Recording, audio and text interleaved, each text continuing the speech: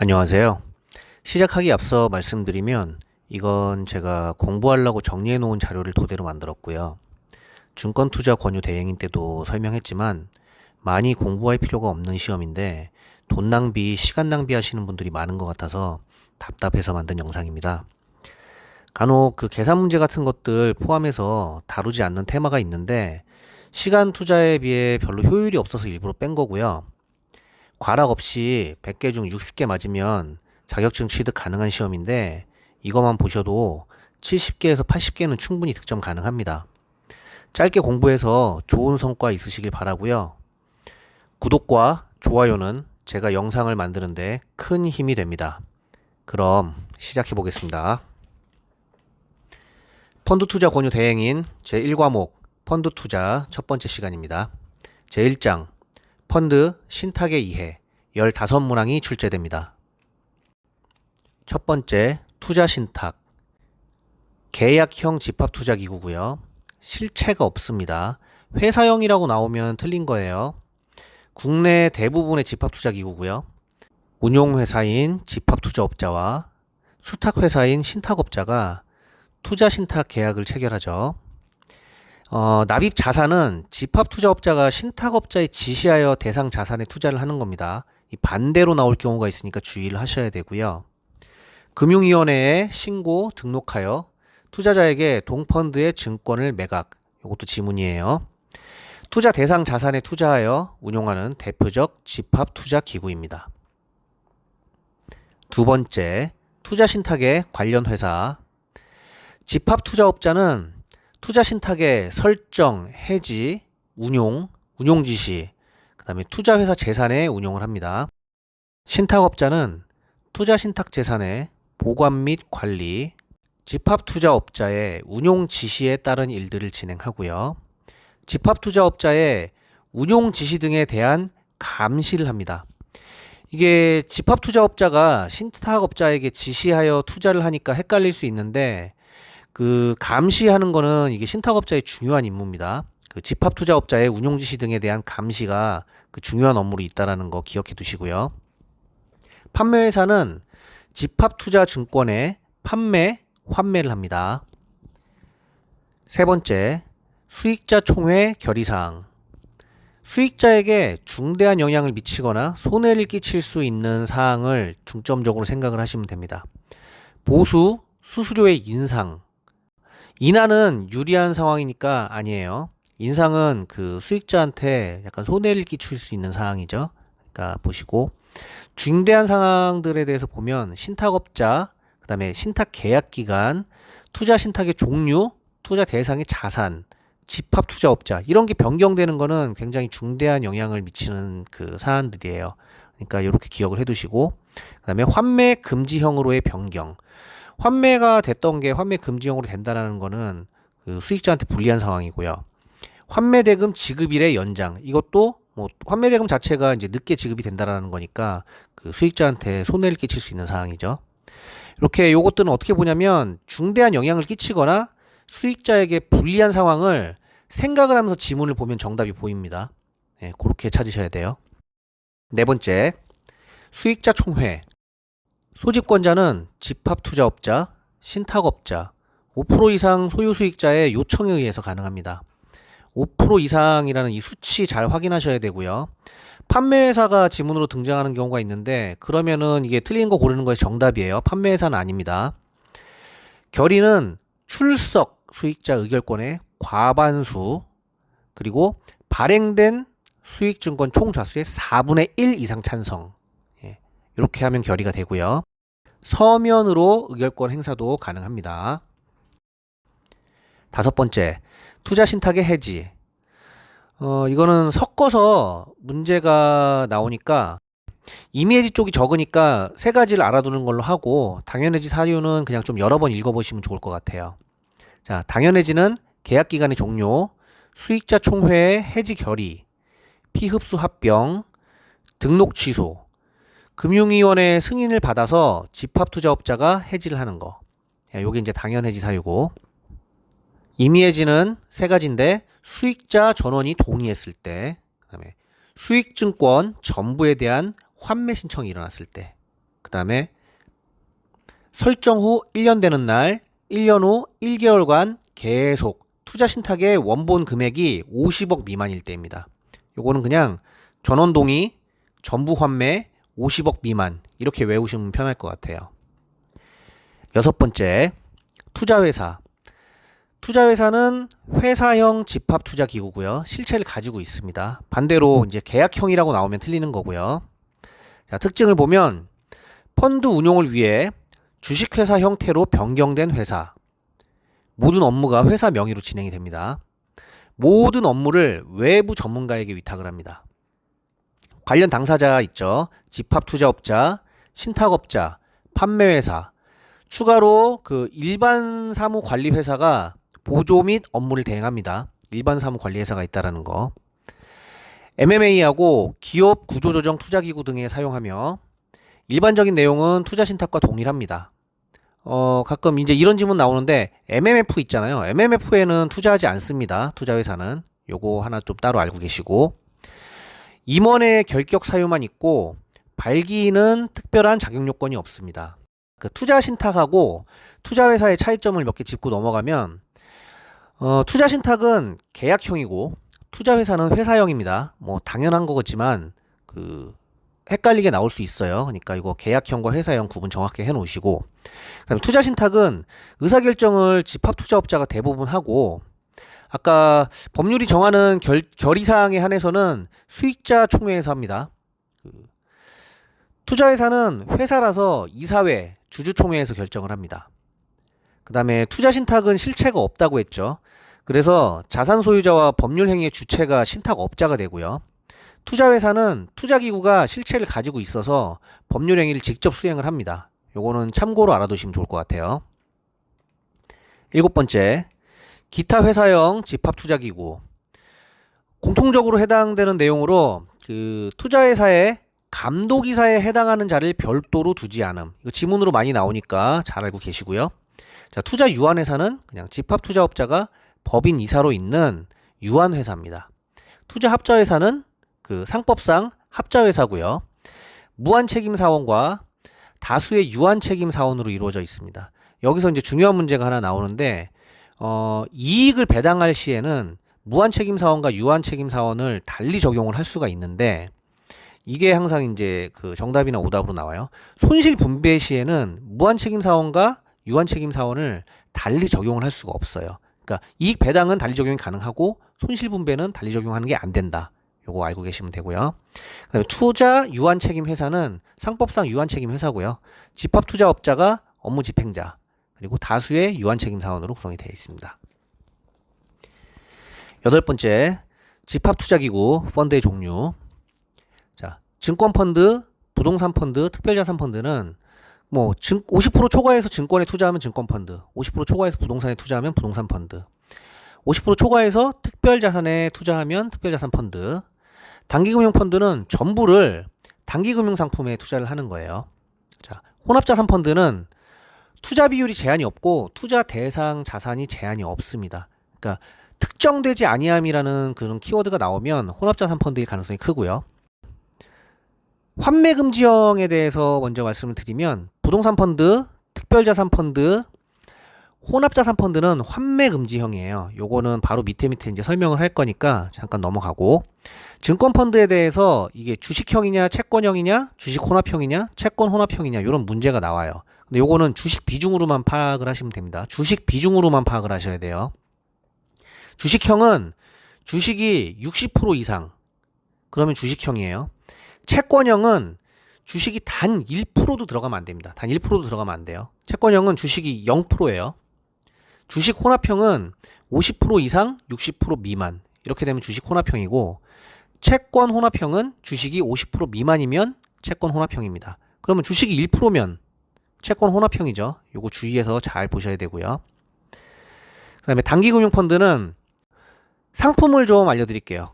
단기금융 상품은 5년 이내 국채, 1년 이내에 지방채, 특수채, 사채, 6개월 이내에 CD, 양도성 예금 증서죠. 여기에 투자 운용을 하는 거고요. 보유 재산을 장부가로 평가를 합니다. 운용 제한 중 남은 만기의 가중 평균이 75일 이내일 것. 이런 지문이 자주 등장을 하는데 저 75일을 바꿔요. 수치에 좀 주의해 주시면 됩니다. 집합투자기구 종류는 이렇게 설명을 하고요. 9번으로 넘어가겠습니다. 9번째, 특수한 형태의 펀드.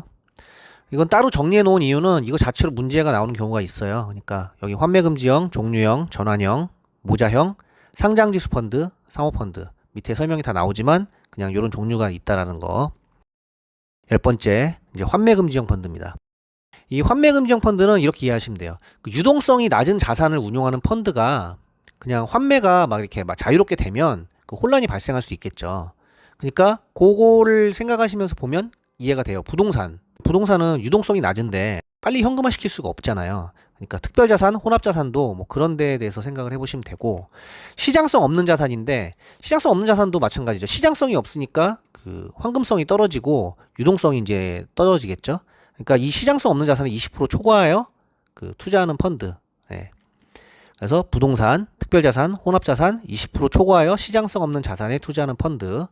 그리고 이 환매금지형 펀드는 환매가 안 되니까 자금이 필요한 사람들에게 그 시장 거래를 통한 유동성을 줄 수가 있도록 해야 돼요. 그래서 최초 발행 90일 이내에 증권시장에 상장을 해야 합니다. 이렇게 이해하시면 되고, 11번째, 종류형 펀드, 클래스 펀드라고도 하죠. 보수와 수수료에 차별을 주는 펀드예요. 이게 이제 특징이면서 그대로 지문에 나오는 내용들이니까 한번 쭉 읽어보겠습니다. 클래스 수에 제한이 없다. 그 다음에 비종류형에서 종류형으로 전환이 가능하다.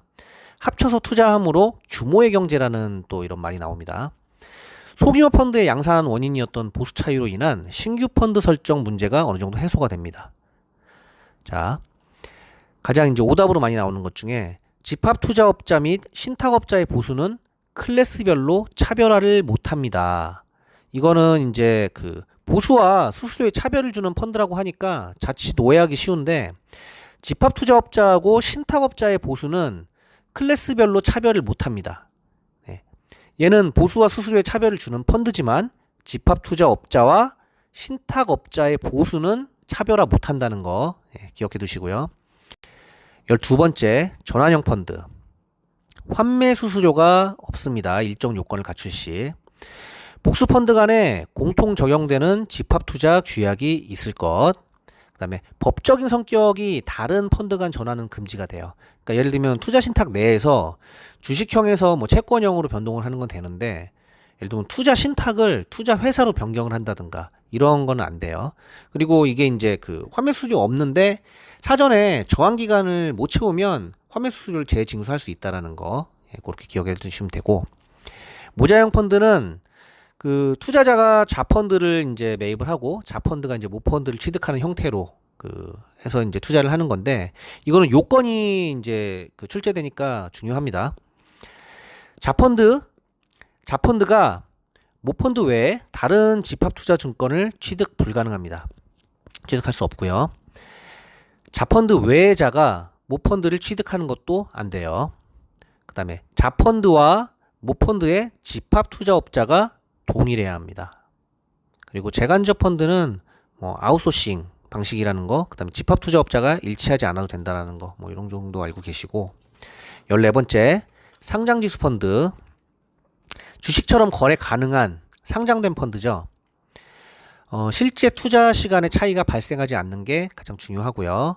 요거를 뭐 지문에서 이렇게 나와요. 오늘 환매 신청하면 다음날 종가로 뭐 환매가 결정이 된다. 이런 식으로 나오면 틀린 거예요. 실제 투자 시간의 차이가 발생하지 않습니다. 특징은 인덱스형, 뭐 지수와 연동이 되는 거고요. 추가형, 뭐 추가로 매입하고 뭐 이런 것들이 좀 자유롭다라는 거. 상장형, 거래소에서 그 주식처럼 거래가 가능하죠. 증권시물로 설정 및 해지 가능.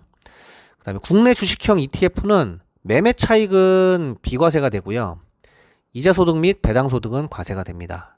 그리고 이해관계인 간의 거래 제한이 배제가 됩니다. 거래할 수 있다는 거예요. 15번째, 전문 투자형 사모펀드. 사모펀드는 경영참여형 사모펀드하고 전문 투자형 사모펀드가 있어요. 근데 경영참여형은 문제가 나오지 않습니다. 그래서 빼고 여기서 설명하는 건 이제 전문 투자형 사모펀드인데, 상장 의무가 없고요. 투자 광고, 수시 공시, 동일 종목 투자 제한 등이 배제가 됩니다. 전문 투자형 사모펀드는 말 그대로 그 선수들이 모여서 투자하는 거잖아요. 그러니까 일반 투자자들이 투자하는 펀드랑은 그 많은 부분이 적용 배제되고 그 완화되어 있겠죠. 그런 관점에서 좀 접근을 하시고, 그러니까 공모펀드에 비해 모든 투자 조건이 완화되는 방식으로 접근을 하면 되고요. 파생 상품 매매에 따른 위험 평가의 규정은 배제가 아니라 완화하여 적용합니다. 이게 이제 배제 사유가 있고 완화 사유가 있는데, 파생 상품 매매에 따른 위험 평가의 규정은 배제가 아니고 완화라는 거. 16번째, 해외 투자 펀드. 대부분의 해외 주식, 채권, 실물, 헤지 펀드 등에 투자를 합니다. 기대 수익률과 위험. 글로벌 투자 펀드 가장 작고요. 그다음에 지역 투자 펀드 커지고, 개별 국가 투자 펀드가 가장 그 기대 수익률과 위험이 커지죠. 이 면적의 범위가 작아질수록 기대 수익률과 위험이 증가한다는 방식으로 생각하시면 될 것 같아요. 17번째, 투자 전략에 따른 펀드의 분류. 액티브 펀드. 비교 지수의 수익률 초과 목적이고요. 버텀업, 탑다운의 접근 방식을 사용합니다. 정통형, 스타일 투자, 테마 투자 이런 거 잘 보시고, 패시브 펀드는 미리 정해진 시스템에 따라 운용되도록 한 펀드고요. 시장 수익률을 목표로 한다 뭐 이런 내용이 나오면은 패시브 펀드 쪽이 맞아요. 인덱스 펀드, 포트폴리오 보험 전략 펀드 이런 게 있고요.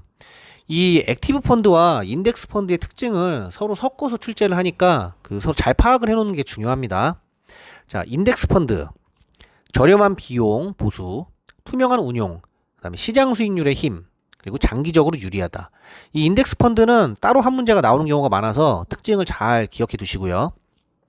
인핸스드 인덱스 펀드.